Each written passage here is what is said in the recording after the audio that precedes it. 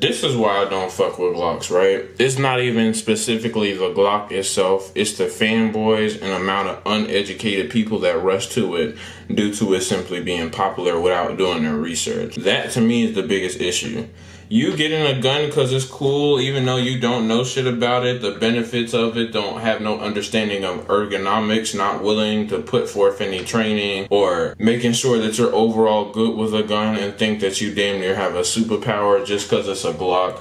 That is the wrong way of thinking. There is no firearm on earth that you should be carrying that makes you feel superhuman or give you John Wayne syndrome. In other words, make you feel like you're more capable of doing more harm or overestimate your capabilities due to you having a firearm, or just overall being unrealistic with what you can do. There's been people who I've met in real life that when they seemingly get like a switch or an extension, for some odd reason they get this idea that they're invincible. And I feel like that has a lot to do with how it's portrayed in media. You see it mostly rapped about in the rappers' music videos. That's one of the most popular handguns for people to mention when it comes to the overall crime scene, or how the guns that mostly portrayed to look cool in movies and for the policemen. And I think people need to realize when you're talking about Glock and how proficient it is, that you can't listen to a person who says something like that. A gun is only as proficient as the shooter. It doesn't matter what it is. And I'm gonna show pictures and videos of me shooting and messing with these guns to let you know that I'm talking from experience. Correct me if I'm wrong. If I am wrong, I'll just put that with the picture. I've been in possession of and shot of Glock 45, Glock 19, Glock 43, Glock 43X, Glock 17, and I believe Glock 42, which is the 380 version 6+1. And what I could tell you based off of what I've researched and from experience, that there's overall not too much to complain about, but there most definitely is a lot to complain about, but they're overhyped. For one example, one thing that the typical person that doesn't do research will say something such as, it's simple, or it's nothing but a polymer flame pistol that's just as simple as you can get it. And to me, that let me know that the person hasn't done a lot of research on weapons. This is a Burst of Thunder 380 in front of you, right? The part that I don't get is most guns overall, including the Burst of Thunder in front of you and the Glock itself, got most of its ergonomics from a 1911, which means the safety is either on the left or right side, just like most guns in general, at the back end of the slide, as it's always been on a 1911. And that's pretty much it. After you know how to pull a trigger and at most know the difference between fire, striker, and double single action pistols and single actions, you pretty much don't need to learn much else. There's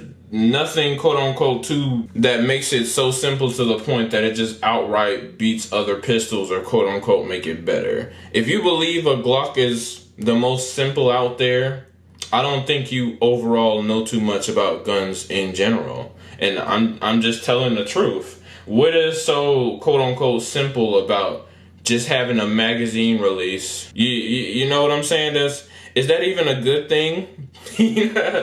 What is the downside of carrying a gun with the safety? Some Glocks do have that, but for some odd reason, a lot of the Glock fanboys are against that, despite its light triggers and the continuous way it's always carried incorrectly. A lot of the Glock fanboys love to tuck them in their pockets, hoodies with no holsters, or even if they're pants pointed at their, let's say, ding-dong, which is also another complaint that I've also come across with other Glock fanboys. A lot of them are also, they don't feel as safe to carry it due to the light trigger pull, which is also another problem.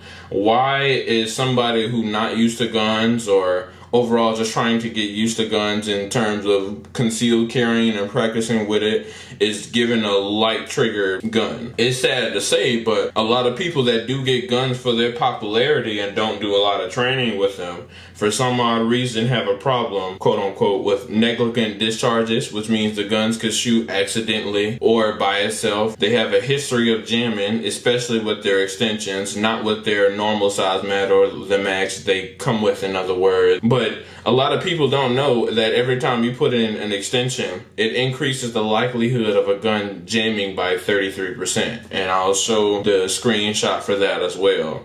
And you would think that this would somehow get around to the gun community, but it just hasn't for some odd reason. That also let me know it's a big gap of people who also aren't doing their research. And a lot of the people in the 2A community that post things on YouTube don't even post too much about it or overall tell you a lot about all the changes that you can make to it. That's one of the reasons why I love the Glock. And when I say love, I don't mean as if it's my top brand. I honestly don't have a top brand despite whatever gun that I may show on this camera. A Glock has so many modifications to the point that you can make it to your perfect gun, but for some odd reason, no one does that despite their lack of training. You can switch the triggers, you can switch the grips, you can switch the sights, you could switch the magazine capacity, and with some, you don't even have to switch the size of the magazine. For example, there was a 15-round mag for the Glock 43X that you overall don't have to do much to. You know, and it doesn't get too much bigger, and it's not long enough to the point where you have to be as worried compared to a longer extension, because the longer the extension, typically the bigger issues with the Glocks that I hear that you're going to come across, the less you'll have to worry about it jamming as long as it's closer to the original size. Like, for example, a Glock 26, you put a +2 on there, it may not have too many issues. You know what I'm saying? I still think that's a reliable firearm. But the reliability, when I say reliability, to most new shooters is not reliable. When you're practicing the basic 4, and one of the basic 4 rules of making sure that you don't shoot anyone or firearm safety is to keep your fingers off the trigger. Like I said, when a lot of people get these Glocks, they overestimate their capabilities. A lot of people overall in general have not been across in a situation where they had to go grab a gun or, you know, carry it in a way for self-defense, or even practice quickly reholstering and drawing them, or don't even feel safe to do that with a loaded chamber. When you see professionals or people in the gun community on YouTube channel, that may be a different story, which, you know, obviously makes more sense compared to the average person who's not thinking to put in as much training just to carry something, just to defend themselves. Which I also understand why, you know, while somebody going to a day-to-day, you know, work back and forth, they may not have the same perspective or think they need as much training as the YouTuber. But, you know, as I would honestly say, is that you're wrong, because no matter what type of gun you have, if you're not proficient with it, despite how weak or strong the caliber is, quote unquote, you're gonna have to make sure that you're proficient. Without the proficiency, there's no point of holding a gun. You're just as dead with it as you are without it for the most part. Unless you're come across something where a criminal most likely to run away just because you simply have it. But a lot of times they fight back. The issues I have with the triggers: 1, if you're a new shooter, please switch the trigger. It is way too light. It's typically just like how you see this double single actions out here in the middle with a 12-pound trigger pull that I could drop, lean on it, don't even have to worry about the trigger even being pushed out of place, and go about my day-to-day and not have to worry about it shooting on myself. One of the problems I hear the most with Glock fanboys, and this is a problem they typically get afterwards, is if you couldn't research the gun, which lets me know that they're not doing a lot of research on the gun, is the light trigger. One of the people on this channel, he was just on it with the Glock 43X. You know, I don't like not having one in the chamber. I personally believe if you got a gun or need a gun without holding one in the chamber, you're already putting yourself at too much at a disadvantage from the get-go. It may personally help him through a lot of situations, and plus we've personally trained with it, so he could be obviously, you know, good based off of how well he could keep situational awareness. We already had a long conversation about that, already explained in good detail what would be the disadvantages and advantages of carrying that way. But if you're carrying a gun that you don't feel comfortable putting one in a chamber, that is another way of you damn near saying, I could predict whatever situation that I'm going to be in, that I could get out, despite how quick or efficient the robber or criminal or the aggressor may be. I'll tell you from experience. Not everybody that gets robbed can see it coming. And I know, you have situational awareness because you most likely have a gun. For those who typically keep up that situational awareness or have the mind state to keep it up, this may be less of an issue with it. So you may be able to have to, overall just let it go. But if you cannot carry one in a chamber, you're at a major disadvantage. Let me just give you a few examples, right? Let's say someone breaks into the house at night. When they hear you rack that slide, let's just say it's a 50-50 chance that they don't run away. So let's say they don't run away, right? They know exactly who you are. Shit, God forbid they're too familiar with it, because, most people can't be too familiar with a weapon to only know what it is just from you sliding a rack. But I'll tell you, based off of what the news is saying, a lot of these criminals typically run 2 Glocks, so they're probably familiar. And not only that, I have to say also, when you're out running about in public, you can't predict the dude who spotted you coming around a corner, that runs up on you. You don't have the time to up and slide a rack in. By then, it's already too late.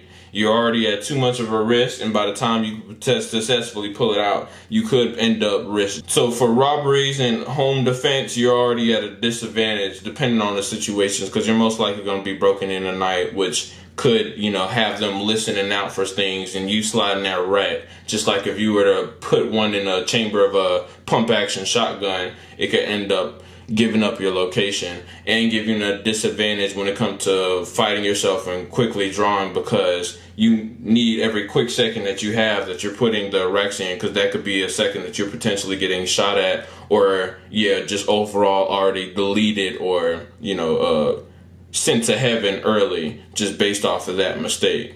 If you don't believe me, let me know in the comments. I'll send videos and I'll post shorts of it. Or a long enough beaver tail to make sure you don't get any slide bite, or to make sure when you do quickly get it out the holster, it doesn't feel misplaced or weird in your hand, which I'm not saying is always a bad thing, because you can also do well with a gun that does feel weird in your hand. But a lot of them, for some odd reason, have very small beaver tails, or for lack of better words, the curve at the back of the gun right here. For those of y'all who don't know the importance of it, that makes sure is that your hand doesn't get behind the slide, so it doesn't shoot potentially while your hand's behind it. I know the Glocks, they have a plate at the back, so if your thumb is behind it, it can't fire, which is real similar to a hammer. I can't really get too much into that because it's not really too much of a problem. But once again, that's just to educate the Glock fanboys, because there's a lot of people around here in the state of Georgia who carry this gun simply because it's popular. And then when you go to asking them questions about it or overall guns, a lot of them don't know nothing about it. The sights. Glocks have a blocky sight. And what I mean by that is, once you align the sights, typically you can't see around or in between it. You have to look directly over. The problem I have with that is it takes longer to align the sights, which a lot of people just don't get, that could obviously be a problem depending on how you're, maybe not in a self-defense situation, but I'll say when it comes to training, that's, once again, that's not a problem I could get too much into, because once again, those are able to be switched. But for the Glock fanboys who don't do their research or on guns, or not really all that interested in modifying it into whatever type of gun to make it perfect in your hands, that's something I want for you to keep in tail. And also the beaver tails can also be switched out as well though too. The grips, in other words, could be switched out on a gun. The Glock as well too. And for some odd reason, the safety modification on there for Glock is just a problem. I don't know why. I don't know why Glock fanboys hate having a safety on a gun, as if that makes it less safe. You don't like a safety, don't use it. But that's something that I would advise towards beginners, just because the way how the gun is designed with a light trigger, it's a way higher chance of you having a negligent discharge. And I know a lot of people like to pull out it has a dual trigger. And for the ones that have longer trigger pulls, like the 19, for example, that could obviously work wonders. I'm not talking about every Glock when I say that. But my problem is that, yeah, we do know it. It's a precaution to make sure that the gun doesn't go off unless your hand is in the trigger. But first off, I could tell you from experience, and you could do your research, and no matter how good this influencer is or person that you're listening to at shooting guns, I can guarantee you at one point, especially in the heat of the moment when you may actually have to pull it out for self-defense, that they have always, or not even most likely, I promise you, I could bet money with you that it always has been 100% chance that their hand at one point or another has slid to that trigger, whether they wanted it to or not. Another thing too that I don't like about Glock fanboys, for some odd reason, despite the other guns that's been selling just about as much, and when I mean just about as much, I'm talking about specific models like the SIG P365. There's even a DB9 who was outselling, which is real funny to me, outselling a lot of the other Glocks is also being discontinued. And that's not even just to compare to Glocks, but other guns in general. Are they relevant and are they good guns, Glocks?